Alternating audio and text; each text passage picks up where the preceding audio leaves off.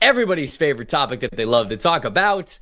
It's the tush push. And obviously, it's been made famous by the Philadelphia Eagles over the last couple of years. Feels like it is an impossible play to stop. And now we have, okay, well, if defenses can't stop this play, then litigation certainly can. Let's get this out of here. Let's make this illegal. And it feels like we've been gaining some steam for this to maybe be a play that was banned anyways. Some people are citing player safety issues. Others saying, okay, it's not really a football play. It's more of a rugby play. That's something that Matt LaFleur said. But ultimately, Dalton, the news came out that the conversation was tabled. So they didn't even vote on it. I don't really know why they wouldn't just vote on it, whether or not it had the votes to make it illegal or not. They don't vote on it. Instead, I'm not exactly sure why they didn't decide to vote on it. I think they knew they weren't going to get the votes this year to ban it. But still, why wouldn't you just vote on it and see how many votes were out there? Maybe it's because owners don't want their votes leaked like we had seen in the past. But hey, if you believe something, say it with your chest. Come on. If you want this thing banned, you better put your name out there for it. But anyways, what do you think about the tush push here? What do you think about this play? Is it enough of a football play? Are the injury concerns valid ones? Like Sean McDermott was one who was talking about the injury concerns, which I think was kind of ironic because his team ran it against the Kansas City Chiefs like 4 or 5 times. Shout out Brett Coleman on Twitter for saying that. But just overall, what's your thoughts on the tush push and the conversation of it being a potentially banned play in the near future? Yeah, I mean, you mentioned the voting process first, and I think that's the part. They didn't officially do the voting, but they've kind of unofficially done it. And there were reports that the league is split dead even on it, that 16 teams would have voted for it and 16 teams would have voted against a ban, right? And I find it interesting that I think the two teams that this would affect the most, obviously, Philadelphia and Buffalo, like you just mentioned, are teams with vastly different viewpoints on it, right? Obviously, Philadelphia wants to keep it. Nick Sirianni's talked about, obviously, it's our play. We're the ones who came up with it, and it's so effective for us with Jalen Hurts. And then he talked about, well, my guys on other teams too, Kellen Moore, Jonathan Gannon, Shane Steichen, they better vote not to ban it either because it got them where, it's part of what's gotten them where they've gotten to, right? And then on the other side, like you mentioned with the Bills and Sean McDermott talking about banning it, well, I don't have a tush-push filter here in Ultimate, but those are the two teams that have run the most sneaks over the past 2 years by far, right? One with Jalen Hurts, one with Josh Allen being the freak that he is. So I find it interesting that even the two teams at the top have different viewpoints on this. Look, if somewhere in there is data that says injuries are significantly spiked, then I get it. Then the league is going to look at that because even we've seen with things like special teams and the kickoff and a big hits on defense and things like that where they're trying to protect players' health. But if that's not the case, I mean, it just feels like teams are tired of the Eagles using it so much and kind of changing the way that they play offense and the way they run their offense because, I think even Sirianni's talked about, hey, it's really 1st and 9 with us when we're on offense. It changes the dynamic of how we think on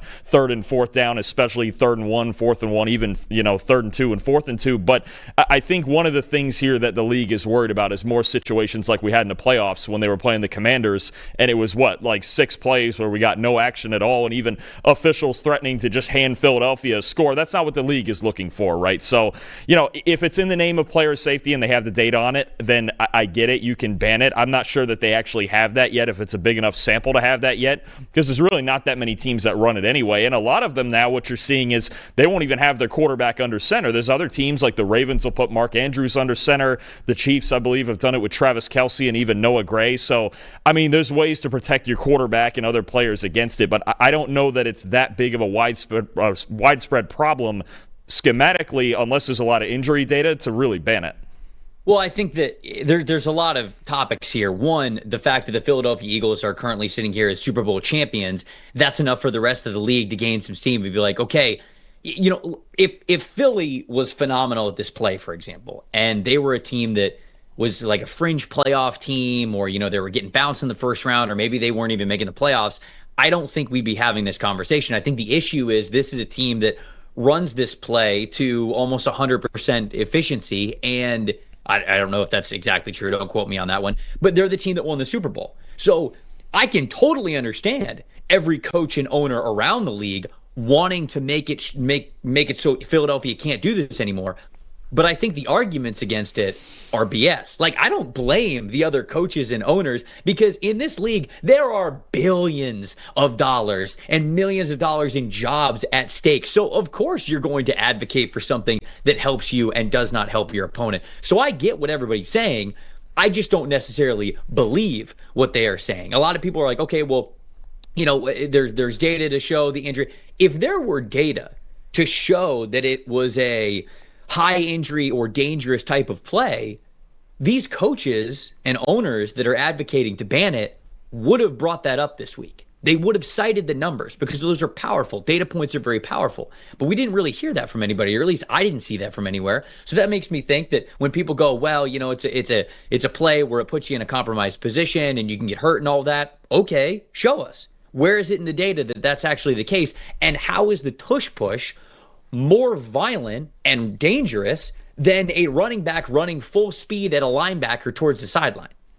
I don't know if I can't really convince myself that that's the case. Instead, I just see it as this team does this better than us, and so we can't stop it. My theory with the tush push has always been, oh, it's a play that you can't defend. It's taking away the competition of the game. The way you defend the tush push is you play better defense on the first 3 downs or the first 2 downs. You don't allow Philadelphia to get into 3rd and 2 and less situations. Now you could say, well, it's the NFL. It's impossible. They're going to get there.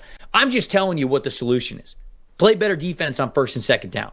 Don't allow Philadelphia to get into that. That is actually the solution here. Philly has just found something that has allowed them to convert on short yardage situations very, very well. And that's, in my opinion, not really any different than any other evolutions that we have had in the game. So for me, I think the tush push argument, while I understand why it is coming up, I think it's actually ridiculous that we should say that this play is illegal and we should ban it. So I'm with you. If there was actual player safety data there, I could understand why you would want to ban it.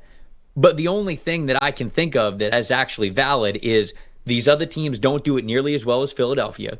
Philadelphia just won a Super Bowl with this as part of the formula of how they did that. And the NFL doesn't want to turn their game into a rugby match, because passing the ball is a lot more entertaining than running the ball, and especially in short yardage situations like that. So I can understand why the league wants to ban it, but I think that it's totally ridiculous from a logic standpoint why we would actually do it. I think if you're looking for a reason to ban it, it's the idea that you're aiding the runner, right? With all the pushing and lining up guys behind him, right? There was even, you go back to college football, 20 years ago with the Bush push and Reggie Bush and Matt Leinart, and that was a big controversial thing. If that's the part that you're trying to ban it on, saying, hey, we can't just straight up shove guys over the line, then I get it. The other thing, what I don't get about making such a big fuss about it, let's be real. The Eagles won the Super Bowl this year because they were clearly the best team in football by the end of it, right?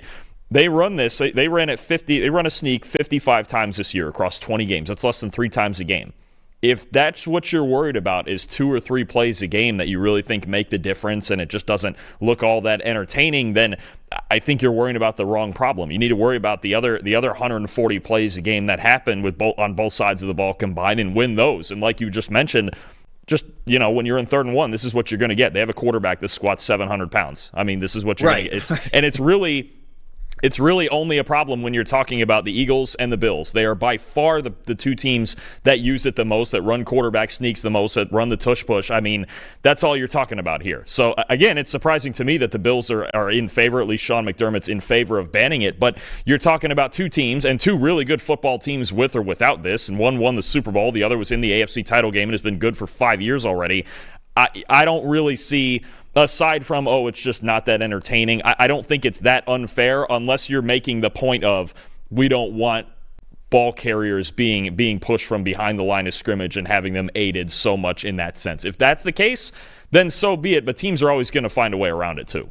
And again, if there is data that it is a dangerous play, whether the offense executing it or the defense trying to stop it, then I'm all for it, obviously. But I don't think there's really a case right now for that being a more dangerous play than any regular football play. A wide receiver catching the ball, taking 2 steps, coming over the middle, safety, blasting them as they're kind of crossing through the other hash mark. Like that's also a dangerous play. And they tried to get those things out, but again, until I see the data that says that it is more dangerous, then I'm going to be honest. I think it's just a competition case of teams not being able to run it or not being able to stop it, and they just want to get it out of the game because they can't stop it. And I am not for that logic. I'm just not.